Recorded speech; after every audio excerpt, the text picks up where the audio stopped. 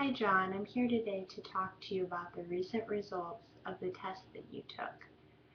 Originally you came into our clinic a couple weeks ago because you were experiencing difficulty at work and at home. So we gave you a couple of tests to determine your level of depression, anxiety, hopelessness, and risk for suicide. Before we get started, I want you to know that any of the results that we obtain from this test are not going to be used to determine diagnosis. And the reason I want you to know that is some people feel like these tests can box them in. And I want you to know that we're not here to label you or put you in a box using these tests.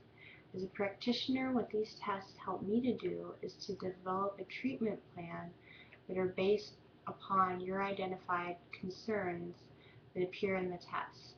It will also help me monitor progress as we go on.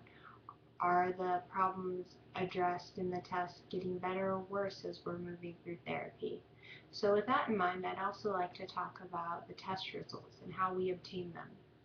When we're looking at your test scores, we're comparing them to other people's score in the general population. And why we do this is because everybody can feel blue or anxious once in a while.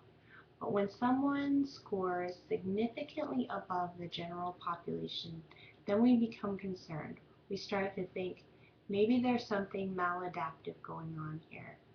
And maybe that's where we come in and try and help you a little bit. So with that in mind, I'd like to talk to you about some of the results from your tests. We had you take the Beck Depression Inventory, and from the inventory it stated you had severe levels of depression. And what's particularly concerning about this test is that you said you would kill yourself if you had the chance. You affirmed that statement. So as we go on, I want to talk more about that because that's going to tie into some of the results from the other test. You also took the Beck Hopelessness Scale, and you scored in the moderate range. And even though it's moderate, this is still an area of concern because moderate to severe scores generally indicate an increased risk for suicide. So this is an area of concern, again, especially considering you tying it back with the statement that you affirmed about you would kill yourself if you had the chance. You also took the Beck Anxiety Inventory, and you scored moderate on here as well, and you affirmed a statement that you fear losing control. So when we take all these assessments together, they're painting a picture that there may be a risk for suicide. So I do want to talk to you about that. The thing that is throwing me off a little bit is there's a contradiction with the suicide scale. The Beck suicide scale, you did not reach clinical levels.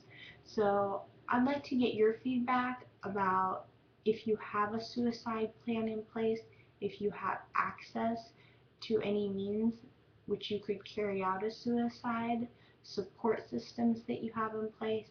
That way I can help you develop a safety plan if you feel that inpatient treatment would be necessary to protect your safety right now.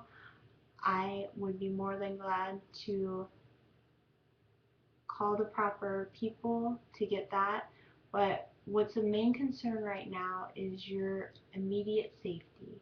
So as we go forward, I want to get your feedback from the results on the test, how you're feeling, some of your responses to the questions, and let's just go from there.